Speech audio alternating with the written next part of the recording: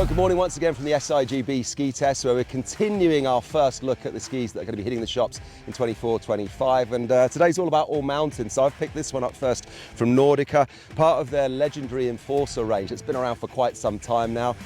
Just over on the rack there, chatting to the Nordica guys, I was kind of showing the lineup. There was an 89, a 94, a 99 and a 104, referring to how wide they are underfoot. So I took the 94 and I skied it in a 185 centimetre length, which gave me a turn radius of 18 meters.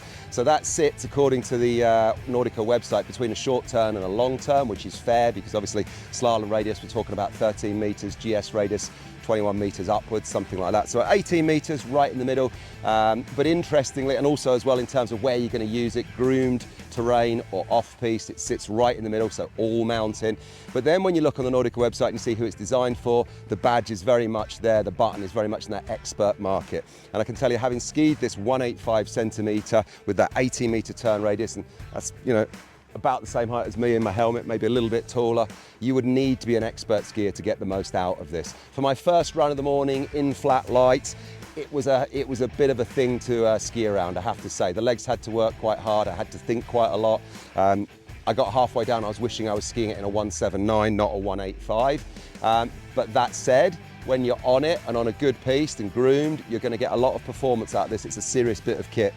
Why is that? Well, simply because there's a wood core in here, there's a couple of sheets of metal in here. One thing that the Nordica chap told me was that the camber continues more towards the tip and more towards the tail. So your traditional camber, which is all about pressing through the middle of the ski, putting the ski on its edge, and it will stay on its edge. So it still has rocker, that's uplift in the tip and the tail, but it starts further away. But when it hits the rocker, it's a bit more aggressive. So yes, it is still giving you a bit of help when it comes to sort of moving it with the swing weight, but that extended camber for me meant that this thing really wanted to be on its edge. And if you weren't kind of low in your stance and trying to work your legs hard and think about what you're doing, it was a bit of a thing to ski.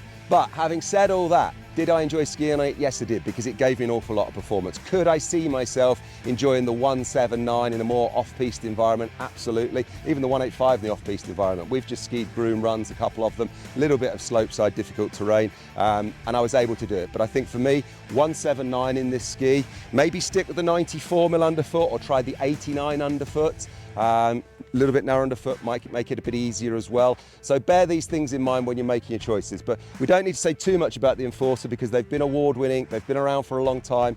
It's a real sort of big hitter in the Nordica range. There's plenty of people who absolutely love this ski. Just have a think about the length that you take and the width underfoot that you take. That would be my only sort of caveat of something to consider when you're going to your ski shop and testing it and trying it, or when you're ultimately walking into the shop with your credit card and putting down the 630 quid that it'll take you to buy one. Which, when you think about the money for skis these days, is actually not a bad price at all. Price point I think is pretty good on this one for the performance level that you're going to get. So if you like the sound of that and you want to learn more about some of the other skis that we've been reviewing this week, as always, just search the YouTube channel In The Snow Mag and stay across all our social media. We're trying to do our best for you on Instagram and the TikTok, and we'd love it if you could join us.